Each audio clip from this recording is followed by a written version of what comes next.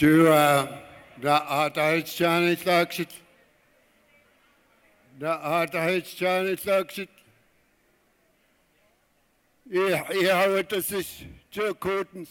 How we the Untitled Chapter, the Untitled Chapter.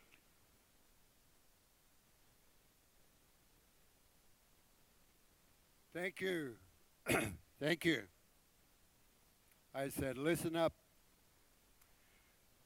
What does this to curtains? He touching Mamas Leo Suinik. Quayatic at the case as a not Nanaximid, Utsuinik, Ni Wasna, Nisma, Utsuinik, Ni Wakna, O Atliquitus, Chachimson up a Examis. Siukat, Ottawa, Supreme Court of Canada, Hitachink, Government of Canada, Government of British Columbia, all the provinces on rights and title. My name is Wikaninish from Ahouset, New Channel. I've been asked by the chiefs of the Chilcotins to introduce what their plan is to take on the federal government over title and rights. A case like this has not come along since the 70s when the Niska went and challenged. And they lost only on a technicality. We know that the agenda of the federal government, provincial governments, is to take our resources, preferably without any consultation with our people. The Chilcotins have made a stand and said, no more, we're not going to put up with this anymore. And if we have to take you on in your courts, we're going to do so. And so the chiefs have made a decision. They're going to go to the Supreme Court of Canada.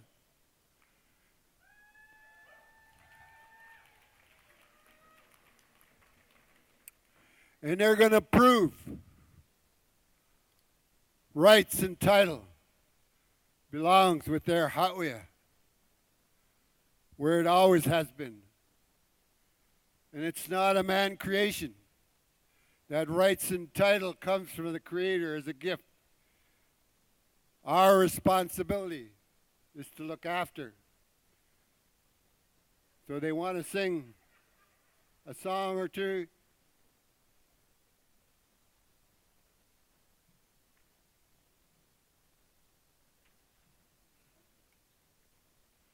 We'll hear from Chief Roger Williams, the chief proponent in this case.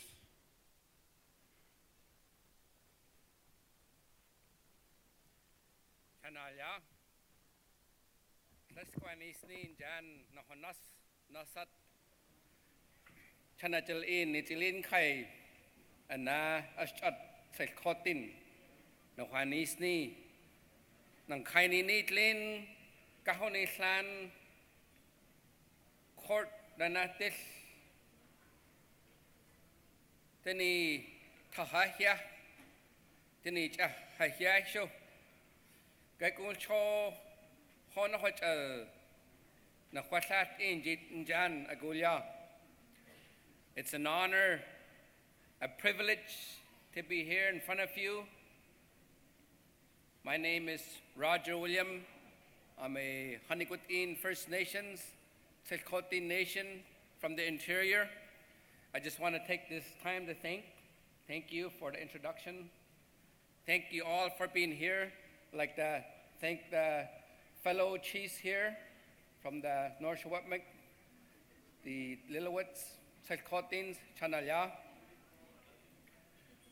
I'd like to take this time to thank each and every one of you here in BC for all the meetings, all the lobbying, all the direct action, all the court cases that you have done to pave the way for us. We filed a trapline case in 1990 through consultations and meetings, roadblocks, direct action. We filed a title case in 1998. 2002 to 2007 was the trial on behalf of Tselchotin. We had many people involved throughout: Assembly, First Nations, Union of BC Indian Chiefs, the BC Summit, a lot of individual communities and First Nations across BC, across Canada. Friends in the Maya Valley, Woodward and Company, David Suzuki Foundation, Western Canada Wilderness Committee, Lannan Foundation from down United States, to be able to get to court. Decision coming down in 2007 from the December 11, 1997 Delgamuukw decision, where 1846,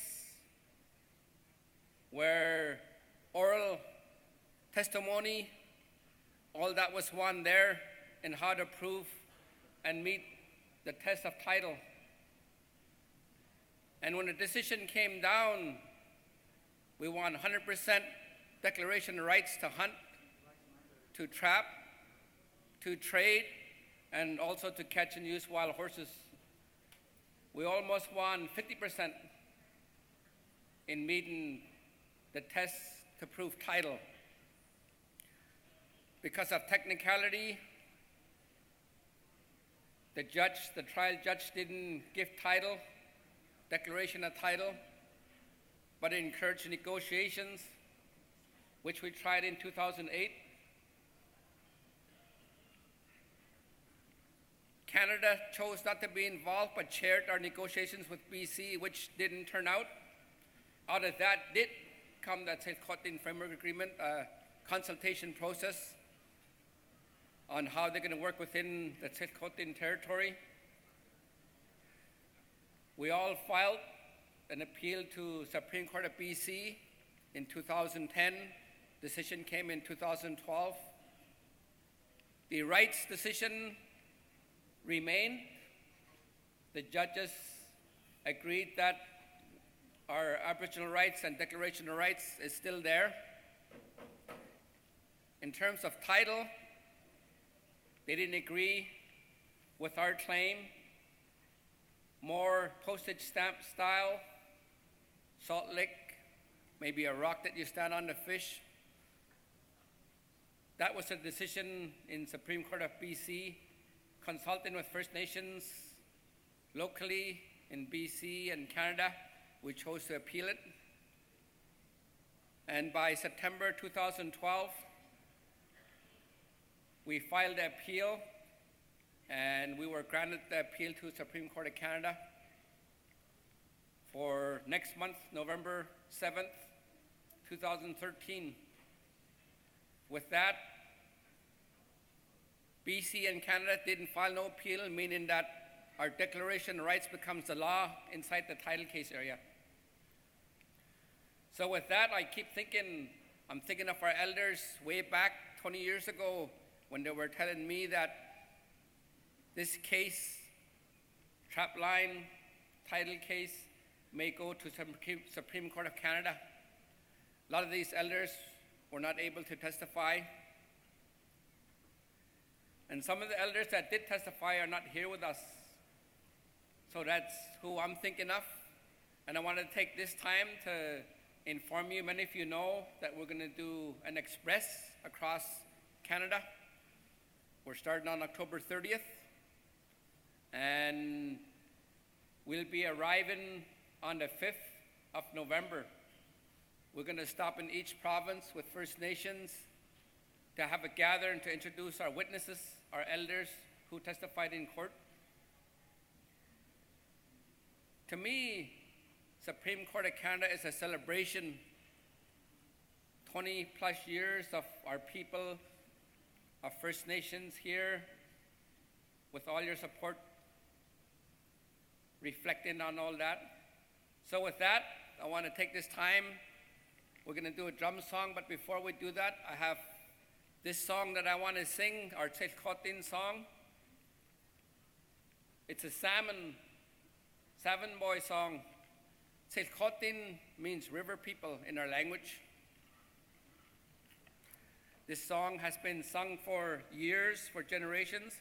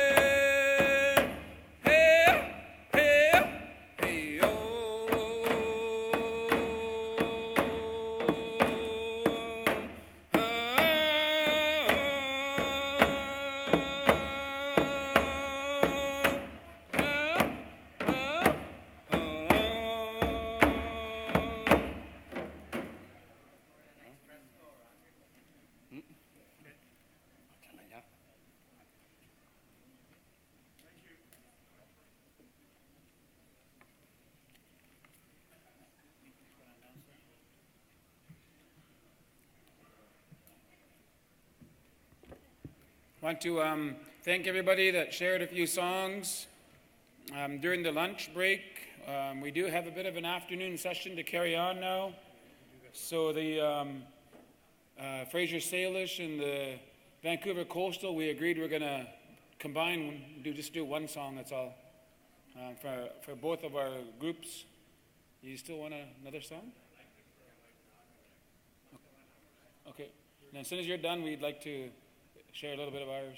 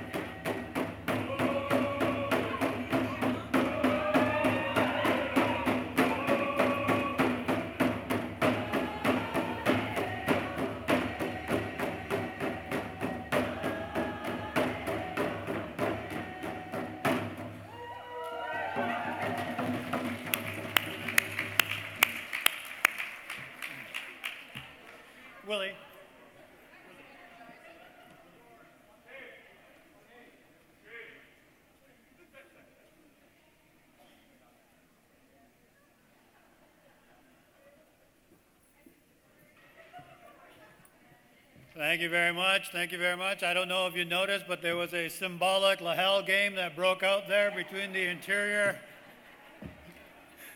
and 10 canoes. I'm not sure who won, but both sides claiming they won, I think, as it goes. Thank you very much for that. I ask you, as we wrap up this cultural opening, to join with me in thanking Leonard George, Willie Charles, and Gabriel George for helping us to begin in a good way.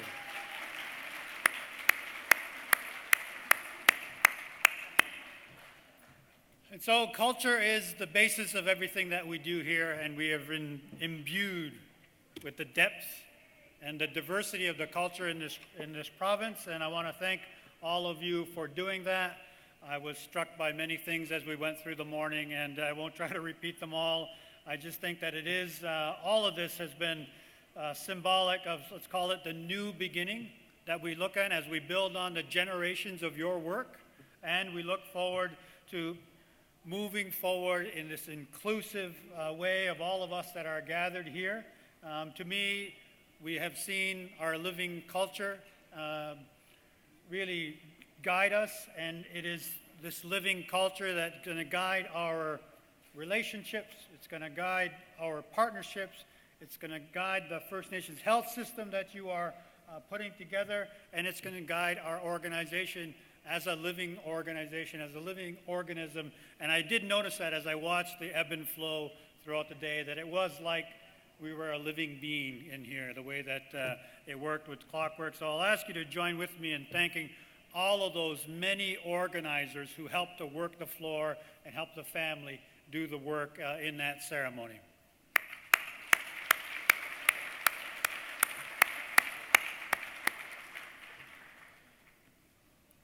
We look to make the transition to begin to do some other work. And so we gather to do many, many kinds of work here. Thinking as you may, this began long ago, but in terms of this year's Gathering Wisdom, the work did begin yesterday in a sense. And so all of you and many of you gathered to do the work that is properly yours within the different parts of the First Nations health structure. And so the First Nations Health Council met, the regions had their caucuses, the First Nations health directors met and sort of did, I think, in a sense, did a lot to both on the governance side engage around some of those issues that we've been hearing about and we've been encouraged to be sure we talk about as we go forward on this idea of what I like to call continuous improvement. The health directors, I think, focused on how do we become more holistic, how do we work cross-sectorally, how do we do this social determinants of health thing, and how do we do that in this way with a priority on how all that serves the health outcomes, and creating a better quality of life for our people. And so I want to thank you for that. And so I'll ask you if you'll join with me in thanking all of you who were here to begin the work for us yesterday in the Health Directors Associations and in the governance stream.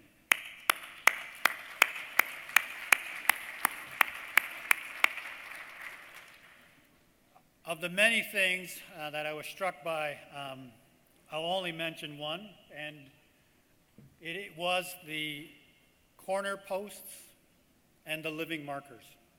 And so whenever we engage our youth like that, it is incredibly powerful, and I was pointing out that we've done that at the, I occasionally get the privilege of chairing the Chiefs in Assembly on behalf of An Chut, the National Chief, and whenever we bring the youth forward, they always bring a tear to my eye, and it was no different here to see the living markers talk about the pride they had and the responsibility they accept.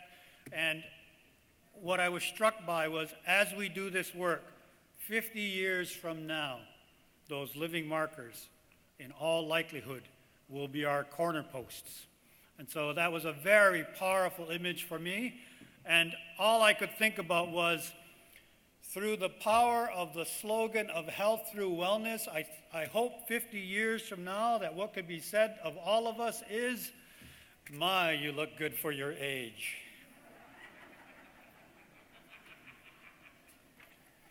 So I do want to thank them for that.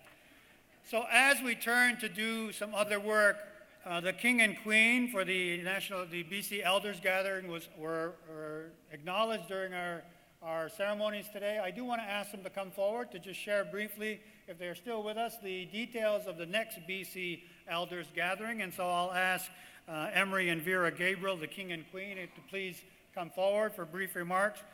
While they are doing that, I'll just do a little bit of structural. So what we will do now is, as we turn to the work, so how does this really work now? And so issues have been raised in the discussions yesterday and even in our witnessing today in terms of the work we need to do. So we will, after this, I'll do some logistics, and then we will move to a presentation by the First Nations Health Council in its role as the members of the First Nations Health Authority.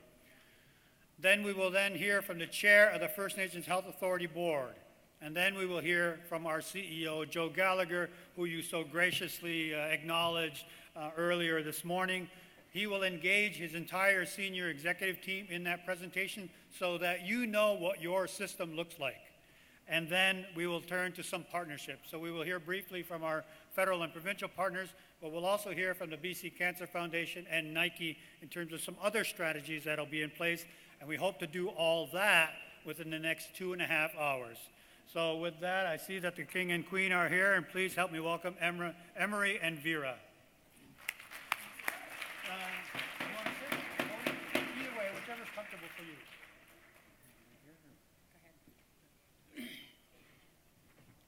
Why? Haschi Halt is not schil. Is quiz next year.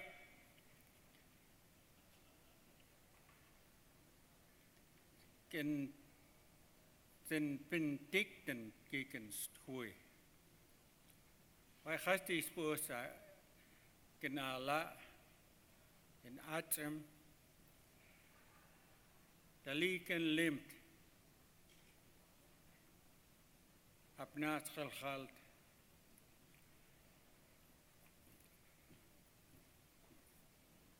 Achai nach noch.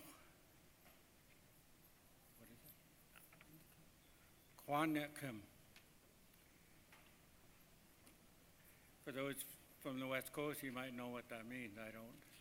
Anyway, this is my wife Vera. We're here today, and I was really. I mentioned in my language I was really happy to be here to witness this event that's happening today, and you know, it's going to be a long time before things start smoothing out. I know this is a start, and we're looking forward to it.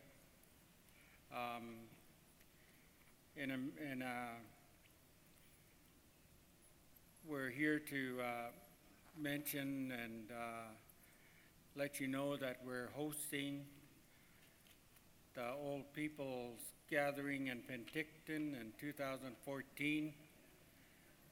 July 7th, 8th, and 9th. And we're here to invite you all and your old people to come and join with us in celebration. Our theme this year is honoring our old ones, and through their stories and their teachings. And we would like to really bring the old ones and the youth together as much as we can there, and to let you know how important that is at this time, in this day and age, because of what's happening with our youth today, and you know, some of the acting out, and some of our elders that are starting to be elders. It's a concern for us. It's one of the reasons why we took this on, because it was our concern. We have youth in our community that act out, and we have people that are passing away too soon. And we want to kind of bridge that gap as best we can, as much as we can. And we want to bring a lot of confidence in our old people to tell their stories. So with that, I'll turn it over to the Queen, better half.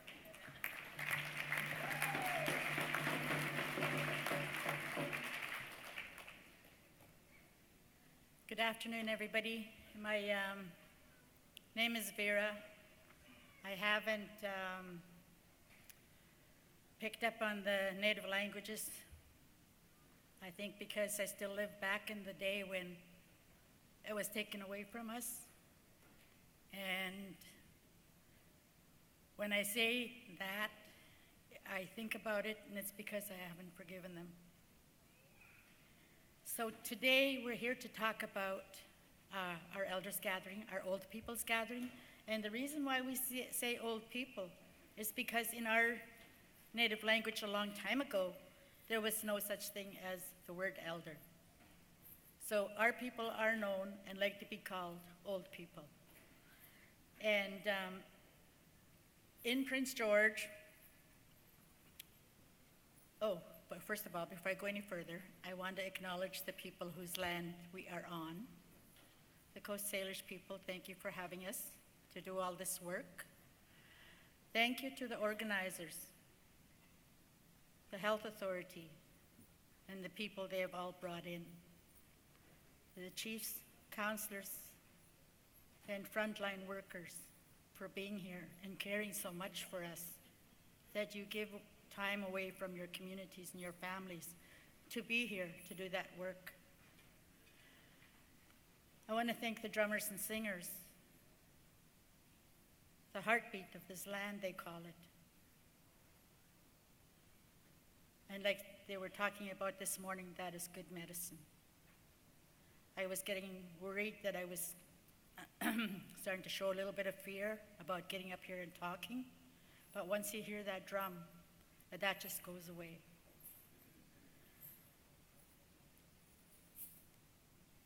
And like Emery said, what we're doing this for is especially for our youth.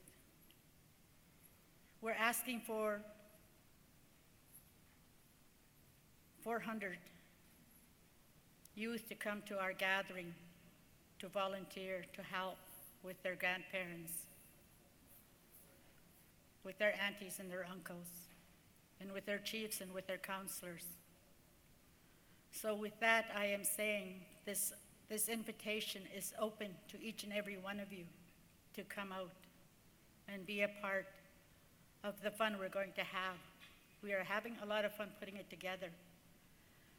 We were up in Prince George, and I got to share this with you because my cousins sit here and they make me think about somebody who's not here today, but my cousin Cecil Sabbath. I went up to him after it was announced that Penticton was going to have or host the next elders gathering or old people's gathering. I told him, well, their cousin dear, I said, you put on your dancing shoes, polish them up. I said, we're gonna dance and we're gonna dance and we're going to have fun. We are going to have dance contests, we're going to have jive contests, we're going to have twist contests. We're going to have, if you can still do it, limbo rock. We're going to hopefully dress, like people dress up in the 50s style. There's places where you can rent those costumes, and now they're costumes, right? We're going to have a traditional night. We're going to have, I think, a canoe journey. We're going to have so many things happening. And we ask that you guys all come out and be a part of our celebration, like Emery called it. Our chief, Jonathan Kruger, I just want to also tell you about him. He was up in Prince George, and he just couldn't push hard enough for us to get up there to do that bid. And I think if I was them and I had somebody on my back like that, I'd probably call him a pain. But he got the job done, and he got the elders, or the old people's gathering up in Penticton And again, like I say, come up and join us. And one of the MCs announced that that's where they play bone games, lahal, stick games, whatever you want to call it. So there'll be those too. And we have golf courses in our area. He also mentioned that we play golf, and that we do. And we also have ball fields. So come on up and do whatever it is you like and have fun. So our group here has a song they want to share with you. So.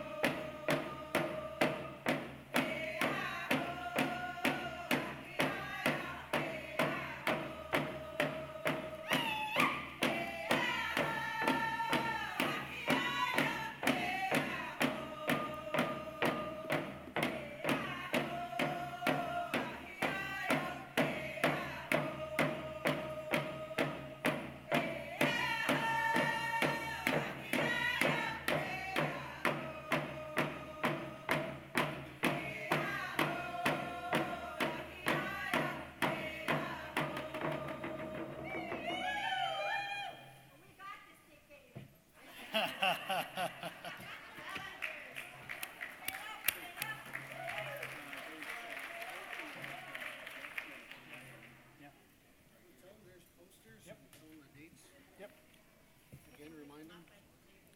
so the dates are July 7, 8, and 9 in the Penticton Trading Convention Center, and there are posters available. You'll see some people who have them, so please pick them up, and don't forget the request to make sure you bring youth to help as volunteers at that session.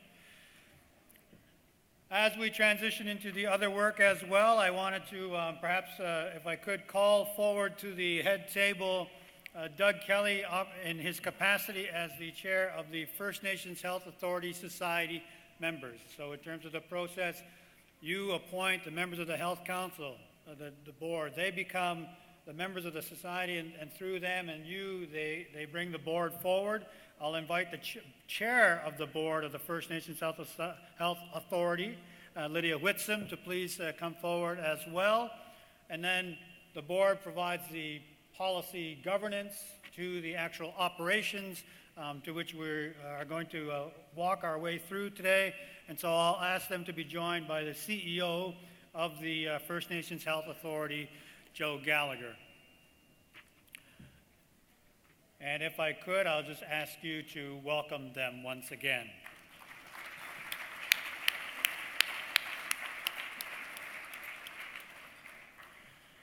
In just a moment, I'll turn the microphone over to Grand Chief Kelly in his capacity as the First Nations Health Authority Society members, and we will start working our way through the presentations this afternoon. I have a few logistical notes to let you know in terms of the blanket dance. You contributed $2,680.75 to that legal effort.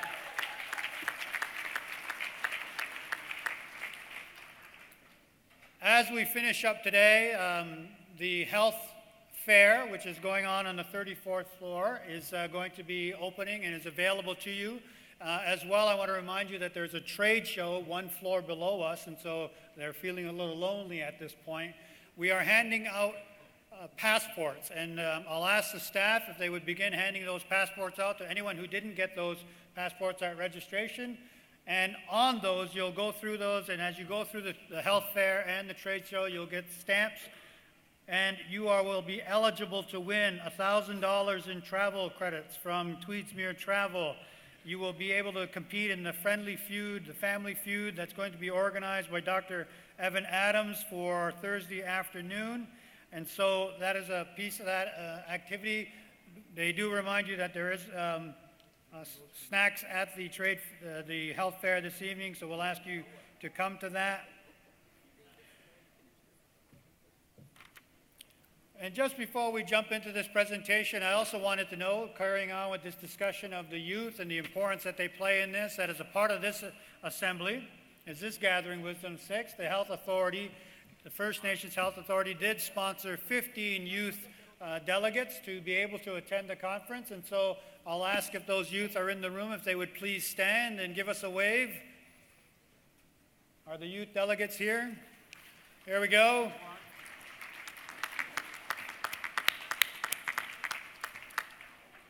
Apparently they're on break and they sent their leader. All right, so I shall alert the registration table to go look for the students. All right, with that then, as we move into the other work, the operational work, how does this all fit together? How do we deal with all of these issues? What is the system that is now in place? Please help me welcome to the podium Grand Chief Doug Kelly.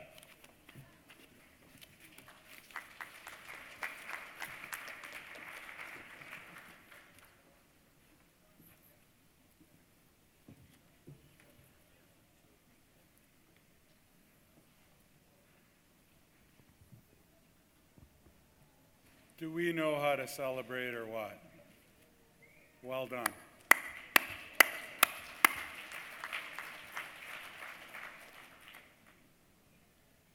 Our new health authority is 3 weeks old today. 3 weeks. And look what we've done already. We've blended the best of 2 worlds in which we live. We're doing that business that we need to do in a modern way, coming together like we have in the big city. It's probably where those young ones went. Have to make sure we bring chaperones the next time. But we brought with us all of that makes us unique. Our songs, our regalia, our teachings, our willingness to participate and support sacred ceremony. You don't learn that at the University of British Columbia. You do not learn that at Simon Fraser or the University of Victoria or the University of Northern British Columbia. You learn that at home with your family, with your clan, with your community, with your tribes. You learn how to take care of that spirit. And I'm so proud of the way in which we launched our 3-week-old baby. I have great hope that by taking care of the Spirit, that the Spirit will take care of us. So I wanted to acknowledge all of that work we did this morning. All of the songs, all of the words, all of the celebration, the teasing, the laughter, the meal. I'm so grateful that we launched our work in this way. I sat down at my table when I realized my turn was coming up to speak. And I was about to write a 4-point note to myself when my dear sister Anna said, "No, leave it blank." So here's my speech.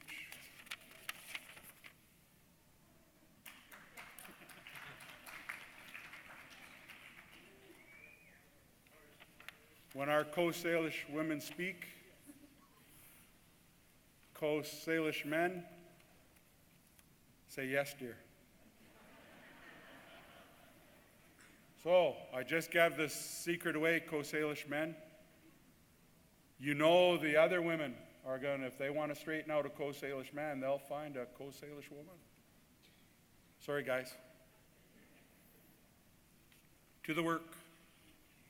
This important work that began so long ago, but began with some very clear direction.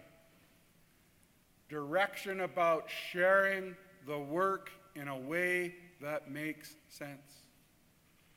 Providing the space for chiefs to govern, for chiefs to talk about strategy, to set priorities, to set the vision, to set the direction in which we go. That's at assemblies like this. That's when we come together like this. It's also when we come together as a sub-caucus, as a family within your region. Your chiefs come together there. They listen to one another, learn from one another, and then take decisions that keep us together. That family then joins the other families from that regional caucus. And they do the same. They engage in a dialogue, listening to one another, learning from one another, and then taking the decisions. That's how we've done this work. Slowly, carefully, always seeking one heart, one mind, one spirit. So when we got to the Gathering Wisdom about 3 years ago, but we started the work before that, we began to meet. Some of you remember we went through that tripartite framework agreement on health governance line by line by line. Some of you heard it several times. Some of you went, oh my God, they're going to do it again. Can I go to my room and have a nap?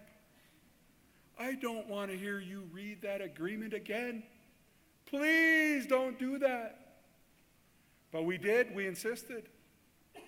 We insisted on a line-by-line reading of that agreement because we wanted an informed decision. We wanted to make sure if we said yes, that we knew what we said yes to. We also wanted to know if we were going to say no, what did saying no mean? So as painful as it was, we reviewed that framework agreement, some 70-odd pages, line by line. I'm not going to do that to you today. I thought the applause would be louder than that. I'm going to remind us, though, of a couple of the very important commitments in that framework agreement. We have said that we were going to first create an interim First Nations Health Authority. We did that. By resolution, we gave ourselves permission to begin the work to create our own authority. And so we did. There were some marching orders that went with that. We were then giving marching orders to move from an interim First Nations Health Authority to the First Nations Health Authority that is now delivering services and has been for 3 weeks. Excuse me.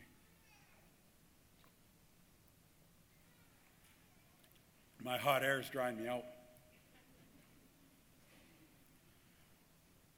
We said that for now, we're going to incorporate a non-profit society under BC legislation. That Society Act from British Columbia creates a platform by which we can create a legal entity for our work. The First Nations Health Authority is a society. That society has 15 members.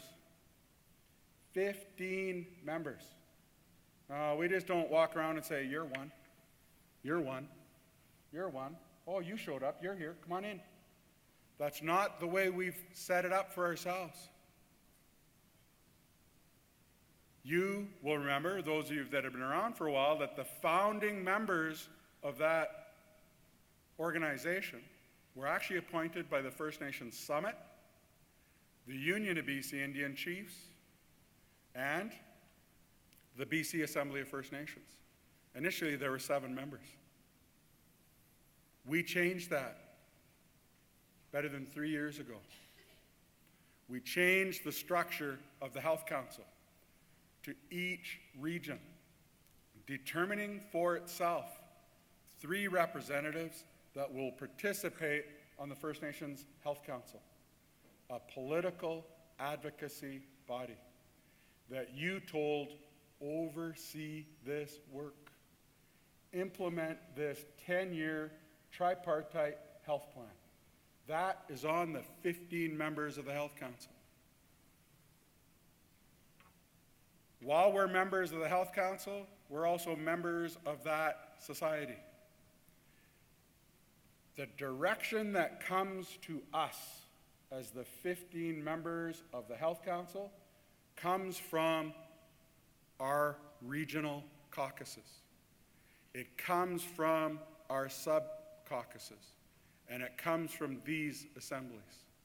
There's no limit to the work we give ourselves. This morning, I described the work that you gave us in those 2 resolutions that were endorsed at Gathering Wisdom 4 and at Gathering Wisdom 5, I describe that as 5 years of hard work that we did in just under 2 years. You gave very powerful and clear direction. And the only reason that we're able to move that mountain of work in such a short period of time is because of the wisdom of your direction. Because the unity of that one heart, one mind, and one spirit. Now, endless work for us in health when we're talking to the Health Council. We can do as much or as little as you tell us to do. The agendas are ours to set and ours to work. As members, not so much. Members, not really. Members, boring. Under the Society Act,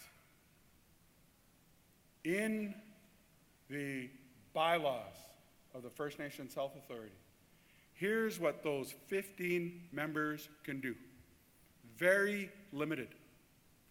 The 15 members, when at a duly called meeting, can change the name of the society. And we've done that a couple times. Twice. Took us all of 30 seconds each time. We can amend the bylaws. We've done that many times to make sure that the First Nations Health Authority stays connected to who we are and that it never becomes one of those rogue societies that from time to time emerge in our communities, where a great idea produces a willing group of people that create a legal entity and all of a sudden it disappears. Still getting the money, but it's disappeared from the community. And the community no longer has control of it. We don't want that here. So we've made sure that that cannot happen. So the members can also appoint the board of directors. And because we can appoint them, we can disappoint them. We can make them happy or we can make them unhappy. That's up to the members. We can also accept an annual audit. It's reviewed and approved by the board of directors, but the directors bring it to the board for acceptance. We can accept an annual report. Again, the board of directors review and approve, but it's brought forward to the members to accept. So there's incredible limits to being a member of the First Nations Health Authority Society. That's it. That's all we can do. We cannot do anything else. Now, you recall in the framework agreement that we wanted clarity in our moving parts. We wanted to make sure that when our health directors come together and create their association, that the role of health directors is very clear. And the role of the Health Directors Association is to do two things, is the way I always describe it. The first being care for the caregiver. Help each and every one of those health directors to be the best health director that they can be. Training, care, wellness, all of the things that your caregivers need. That's the job of that association. It's also to tell us, the Health Council, to tell the Board of Directors, the Health Authority, and the CEO what programs work and why they work, and hold your nose when they don't. Not enough to complain, we can all do that. But when you bring forward an issue about why a program doesn't work, we're also expecting the health directors to give advice on how to fix it. It may mean throwing it out and starting over again, and that's fine. But that's the two roles of the health directors. Look after themselves. Make sure that they support one another, help one another to become the best caregivers that they can be. And number two, to provide technical advice. The role of the council, as I indicated earlier, the First Nations Health Council, we're not self-appointed. You appointed us. You appointed us through each of the regions have come up with very different ways because we're all so different from one another. We're unique. We arrived at the Health Council table in very different ways, but all formal. All of us are recognized by those that put us there. We're accountable to constituents. We're accountable to chiefs.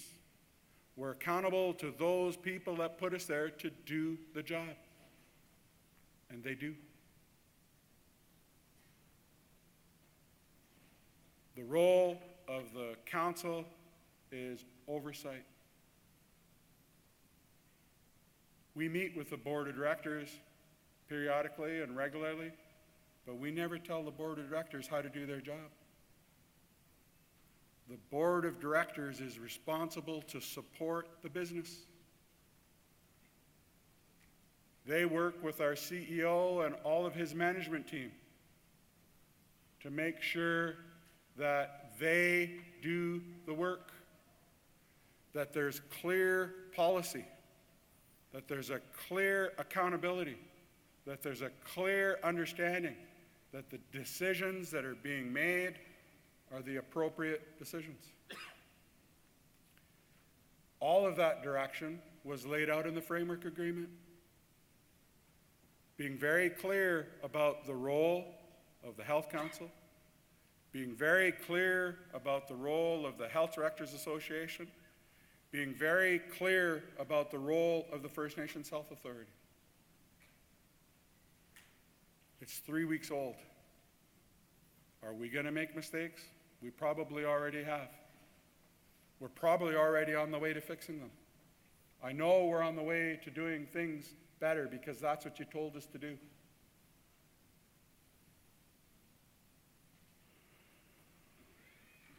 I'm pausing. I'm pausing because Anna wouldn't let me write my notes to myself. And I know there's one job. Yes, thank you. Sometimes pausing helps. Sometimes the pause refreshes. Lydia Hwitsum from Cowichan is the board chair. We asked her to take on this role. Lydia is a very powerful, gentle, and kind leader. She's from Cowichan. She's a past chief. She's well educated, and she was a founding member of the First Nations Health Authority. So when she became available, we tapped her on the shoulder and we asked her to join the board of directors, and she accepted. We appointed her first as the vice chair for the board, expecting her to very quickly transition into the job of chair. And I'm so grateful, Lydia, that you accepted the challenge that we presented to you, that you accepted the offer to rejoin the work as our board chair, and I want to thank you for that. I'll ask Pierre Leduc, please stand. Pierre is also on the board of directors. He was our founding chair, is currently the vice chair, and he has been a very active partner in our work. There was a period of time when the workload was so heavy that Joe could not do it on his own. So we asked 3 of our officers to pick up work that was in many ways a senior management job. Lydia picked up some of that work. Pierre picked up some of that work. And so did John Shrebny. John Shrebny is the past member. He's no longer on the board of directors. He resigned recently. He was the secretary-treasurer. And the three helped us get this work. So I wanted to acknowledge their help in that respect. Please join me in thanking them for that work.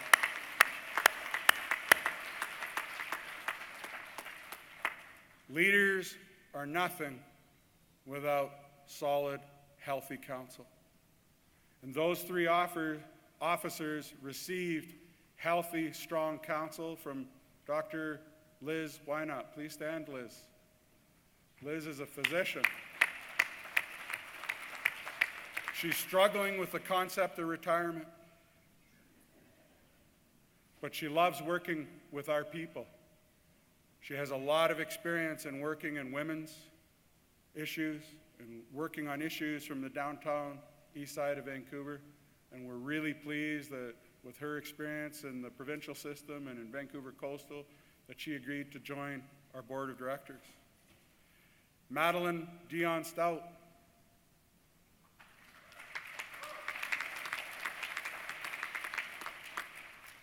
An Aboriginal Achievement Award winner.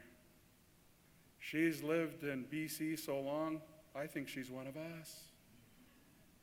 And she's agreed to support our work. And I really appreciate the kind and gentle touch that Madeline brings to the work. I thought I saw Jim Morrison. Where are you hiding, Jim? Did he leave?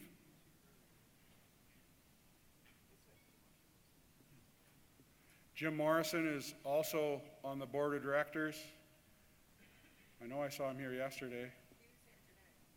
He's around here somewhere. Maybe he's with those kids. Jim Morrison has worked for First Nations in multiple capacities. He's privately self-employed, but before that, he worked for Indian and Northern Affairs. Before that, he worked for the Union of BC Indian Chiefs. What a transition, eh? And so Jim is well known to many of you. He has a very strong background in organizational development, program evaluation, and community planning and community development. Oh, yeah. I got to tell you a story. It'll be short, Harold. I know you gave me a warning. He thinks I can't see him, but if I look close, I can see him. I phoned his dad, and his dad said, "Oh man, I'm too busy. I've had health challenges, and my wife's telling me to slow down. If you're really looking for somebody, ask my son." Oh, great idea. Jason, please stand. Jason Calla is bright, hardworking. He's doing a lot of work for our communities in and around treaty and treaty negotiations, in and around community economic development, and he's our treasurer. He knows numbers, he knows finances, he knows systems, and he knows us. So he knows how to tell us a story about what goes on in those audits in a way that we can understand it. He's got a great touch, a great sense of humor, and I really value the work that our friend Jason from the Squamish Nation does on our behalf. Lydia, did I miss anybody? I'm done, right, Harold? Thank you, everybody.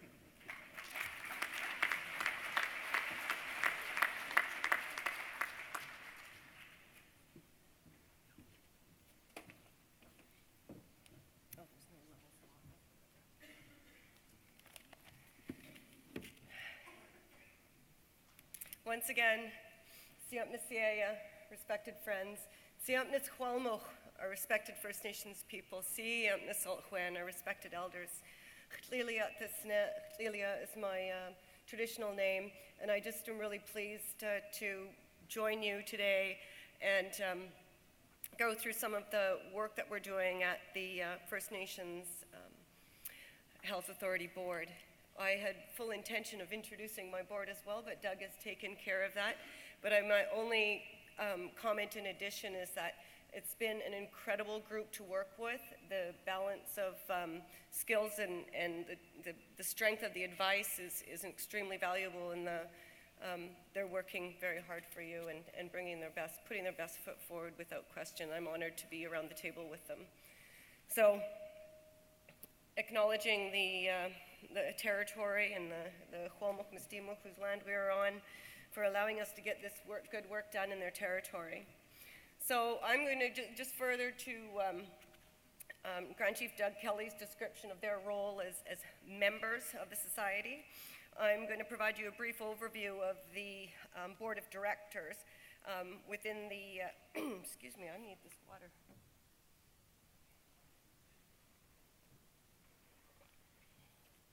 There's no place to put it.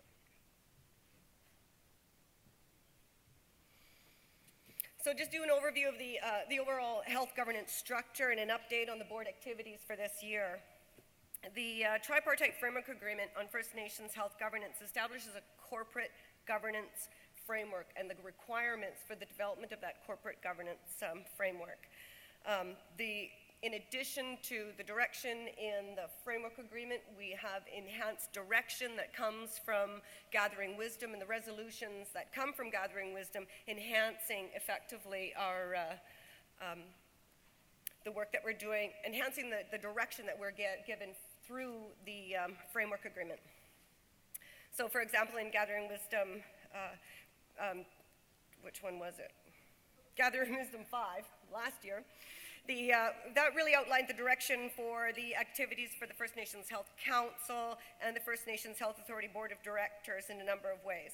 One, in terms of setting, at the First Nations Health Authority Board, setting the standards and affirming the implementation or affirming and including the 7 directives in the body of work that we're doing as a Board of Directors.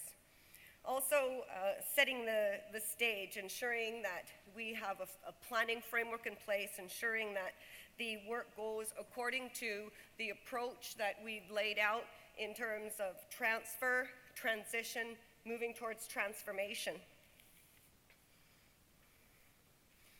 In terms of as well, in terms of direction, in terms of setting the structure. So confirming the establishment of a regionally representative board of directors. So as Doug was speaking earlier, as members of the board, they're in a position to follow through on the direction by selecting and appointing one rep from each of the regions to enhance the board of directors table. So we anticipate that our board will be expanding and I truly believe bringing on more strength in the work that we do. Also in terms of setting the structure, part of the body of work, a very big part of the body of work that the board of directors needed to do was to build the policy framework within which we would get the work done. So we're starting with a policy framework from when we're the First Nations Health Authority, and then moving through to July, and then through to October with transfer. That meant our organization, as a result of the transfer, ballooned, and we needed to revisit all of the whole policy framework and ensure that the policy framework that is in place was sufficient to support an expanded organization with an expanded budget and expanded set of governance and corporate responsibilities. In the course of, just to give you an idea in terms of the policy framework development, the board adopted in the lead up to transfer a set of 65 different policies to ensure that the policy frameworks were in place, and we were not only created and in place, but ensuring that we could get those policies to our CEO, so our CEO could start disseminating the policy framework throughout the balance of our organization. And we can look forward to hearing from Joe in more detail in terms of the operationalization going forward. In terms of upholding our commitments, as part of the 7 directives, ensuring that we are striving to operate at a high level of performance, but also always keeping in mind were the efficiencies as well as opportunities going forward. So we're currently in the transition phase. We made it through the phase transfer starting in July, completing in October. And notwithstanding the fact that that was a huge effort, I mean, Doug talks about getting 5 years of work done in 2 years, but that, I think it just adds emphasis to the drive and the amount of effort that was required in order for us to meet the objectives that were set out by the framework agreement that you approved, in addition to the direction that we received through Gathering Wisdom resolutions. So we've been, during this stage now, we've been focusing on implementing our commitments in the framework agreement, in particular focus on the activities required to take control of the assets, the people, and the resources of the First Nations Inuit Health Branch BC, and also through to the completion of the sub-agreements and the Canada funding agreement. And when Doug talked about us being designated as officers, it was during the period of time with which we had to complete the 7 sub-agreements, so we're engaged around the table to support the team in moving towards the completion of the 7 sub-agreements, the Canada funding agreement, additionally the partnership accord. So that was when they designated 3 of us as officers. It was to be at the table to provide support in terms of moving forward towards the completion of the sub-agreements and the requirements under the framework agreement. In the 2 years that was outlined in the resolution and in the framework agreement for completion. I'm going to move to speak a little bit about the summary service plan, or the interim health plan. This is a key element of the body of work that the Board of Directors had an obligation to support the creation of and approve. So I know that I had the opportunity through the summer to go to visit each of the 5 regions and do a presentation on our interim health plan, or the summary service plan. So the interim health plan I had the opportunity to present it within each of the regions with the support of Joe's staff. So that body of work was so crucial that we had so many moving parts where we're trying to get all this work done. We've got all these moving parts. So when we got to the point of our interim health plan, it really helped us all understand, okay, now that we've got all this work done, what are we building towards? We're building towards the continued development this year, so the completion of this year's interim health plan. Next year, next fiscal period, another interim health plan. The following fiscal year, we'll have a 5-year health plan in place. So in the transition period, we will as well be going out to the regions in terms of to present the next interim health plan. And part of that, the requirement again under the framework agreement was with the completion of the interim health plan, it triggered the completion of the funding commencement conditions, we basically made a list. Here's all the things we have to make sure are done and that we're required to do, and so that the funding can kick in as is outlined in the framework agreement.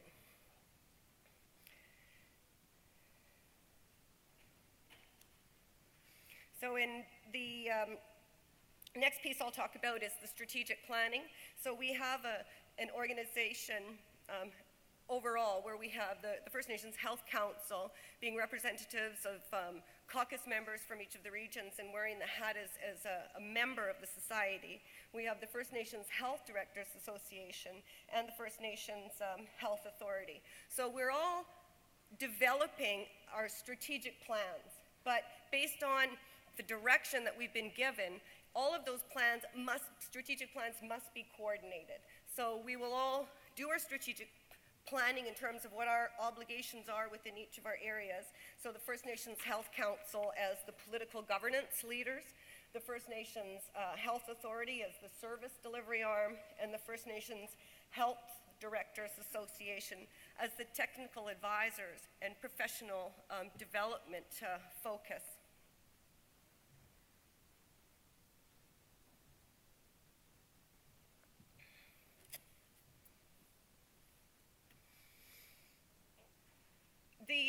just actually, I wanted to go back and just reference a bit of in terms of the development and moving towards the interim health plans. The developmental work that's happening within each of your regions in terms of contributing towards the development of each of the regional health plans that are emerging through the work within the regions, the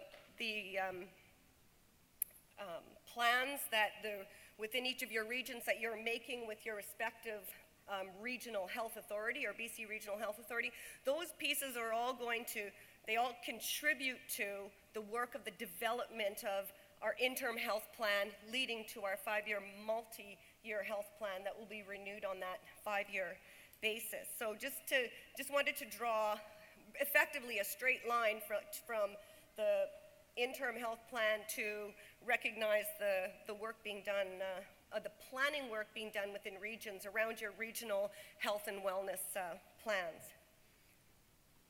The annual report was, the First Nations Health Authority annual report was presented to the members of the society, and it was accepted by the members just this past end of the summer. And we're pleased. You have a copy of the annual report in your kits, and that's the FNHA annual report. And I'm pleased to say that it was another year of transition, but at the same time we were able to, with the diligence around the board in terms of our committees. So one of the First Nations Health Authority has we created a finance and audit and risk management committee. We have a human resource and governance committee, and we also have the information management and information technology committee. So just in terms of breaking down the developmental work being done at committees, feeding up to recommendations to the board.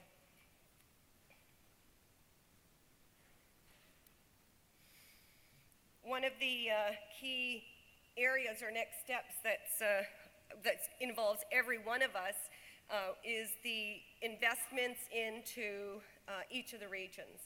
So at the board of directors level, looking from a budgeting perspective is how are we supporting the investing in the redevelopment of regional offices, and also doing that in a way that's consistent with the 7 directives as well in terms of the vast amount of work to do and the real weight of the commitments we're undertaking here in terms of improving the health of our people in a way that's not only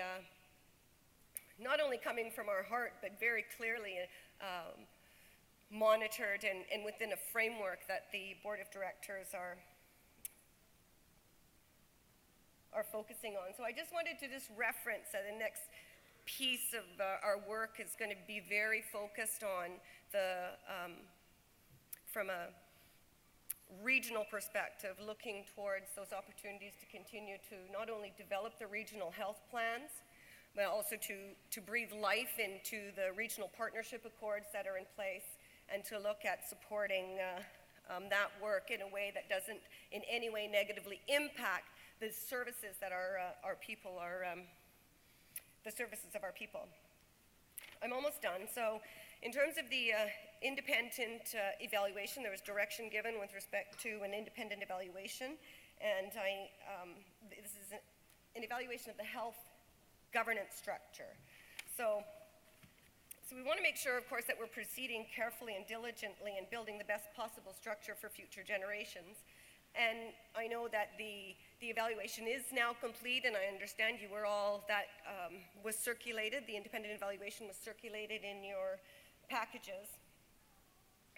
I'm really pleased to say that the evaluation did reflect the sheer, dare I use the word amazing, amount of work that had to be done in order to get us to where we needed to be in order to be ready for transfer in a way that we were confident that we could hit the targets of continuity of service. So ensuring that in the transition process that our people, our citizens that were continue anticipating services, that those services were uninterrupted. Well, from the service continuity perspective, we've had our minds focused on it. It wasn't without any glitches at all, but for the most part, I just needed you to know that as we did the work, we were all very constantly aware that when we got to transfer, we needed to ensure that there was continuity of service.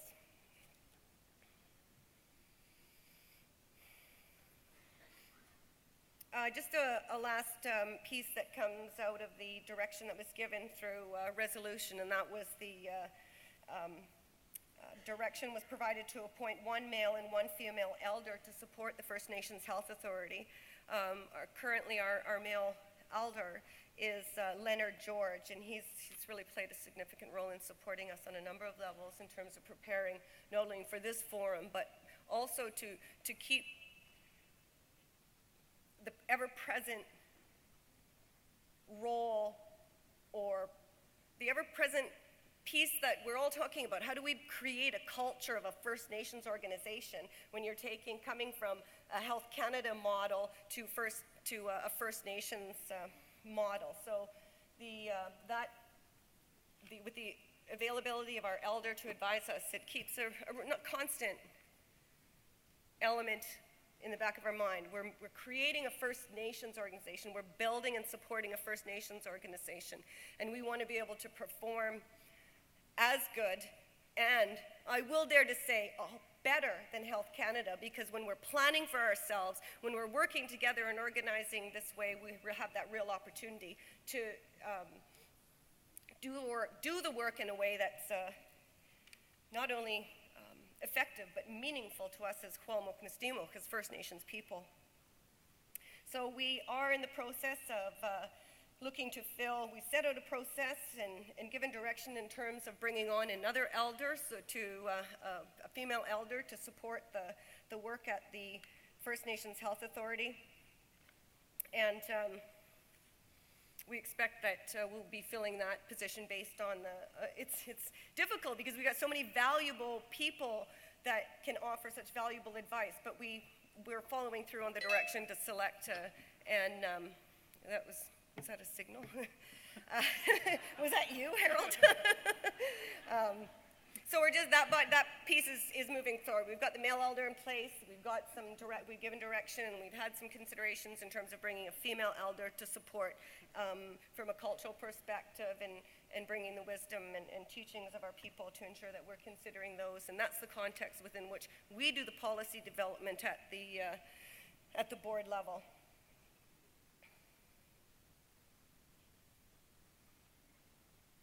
As I said, we can anticipate that our board will be expanding based on the direction that's been given, and we anticipate in terms of timing that the members will do their work and make the appointments, and we should have the board expanded by 5 by the beginning of this next fiscal year, we anticipate. In closing, I just want to remind you, I know we've got a lot of really interesting workshops or breakout sessions. One of those sessions is meeting the board of directors, so I want to just extend the invitation to you that Wednesday and Thursday mornings at 8:30, there'll be an opportunity to come and meet the board of directors and have maybe just another level of dialogue about getting to know each other, but also getting to know the work of the board. So that's an overview of from the FNHA Board of Directors perspective. Taking an opportunity to review the annual report and the interim health plan gives, I think, a more robust understanding of the body of work of the board. At this time now, I've come to the end of my presentation, and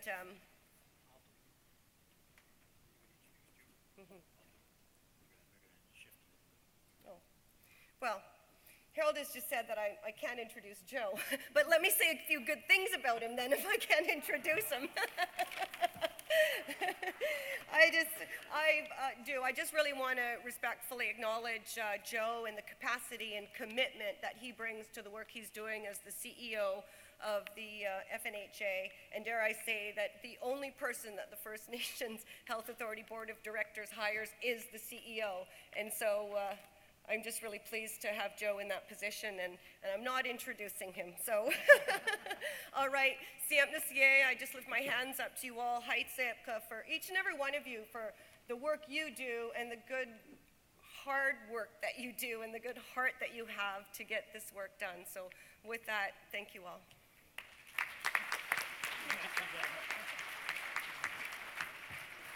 All right.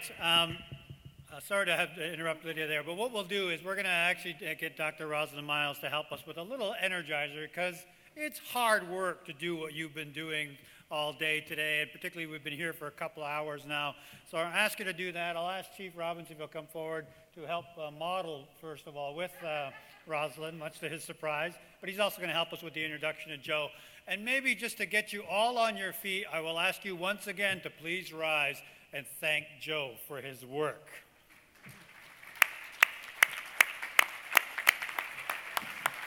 Can I get a...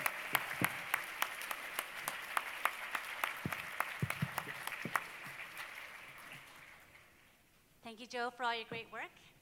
So everyone, please stand. Stay up. I have a quick 5-minute break here. Who has your bandanas? Like to see them? Red, white, green, yellow, red. I'm from Lytton First Nation. Hello, I'm Dr. Rosalin Miles. Thank you for having me here. Great, so what we're gonna do today, we're just gonna do a 5-minute stretch here. I wanna see everyone's bandanas, please. What region you're from.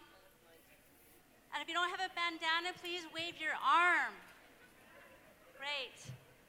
We're gonna do things 4 times right, 4 times left. Where's my model? Okay, come over here. I'm doing it. Come on over. All right, now we're gonna I want you to think of yourself as a tree. Root your toes into the ground. To the right. Nice big stretch. You're a willow tree. And to the other side. Your other right side. Left side. Good. And back again. Which Prince of Wales? Prince of Wales. And this way. Great. Nice stretching, Doug. Back the other way. Look behind you and see what other trees are in the forest. Go around. Back the other way.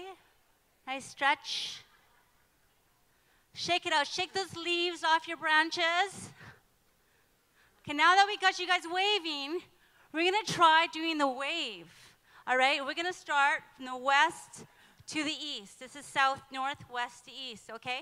So over here, I want everyone to start waving your bandanas now and quick. There we go. Here we go. Nice, nice. Okay, let's try that one more time. Ready? I want everyone to wave your arms if you don't have a bandana. Both arms. Ready and go. Nice. Excellent. So now everyone have a seat. And then we're going to do the one where you stand and you wave, right? The wave. I know, I'm demanding, bossy. I've heard it all. Okay, right. So the west, ready? You guys against the door. You guys are the leaders, okay? What colors are you guys, by the way? Us leaders over there, you guys are blues and green. Oh, we got greens. Greens is Vancouver Island. Oh. Oh. Wow. So we got the green team. Where's the green from? North. Okay, ready? Green and go. Keep going. Oh, what happened there? Wow. My people. Interior. Wow. Okay, let's try again. All right. North, show them how to do it. Interior. Got blue, yellow, white. Nice, nice. One more time. Ready? North. Wow. Okay, so I like that. Yes? Okay. I'm told I have to stop having fun with you. Nice to meet you all. Thank you for the traditional territory of the Coast Salish people. Have a great gathering wisdom. Thank you.